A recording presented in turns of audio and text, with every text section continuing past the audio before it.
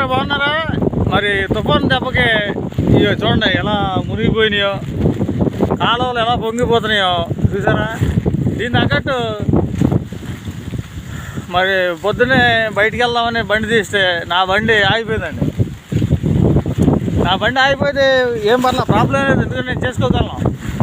ఈ బండికి ఇదిగోండి ఇక్కడ బాక్స్ లాగా ఉంటుంది, లోపల కార్పెట్ దగ్గర బాక్స్ లాగా ఉంటుంది.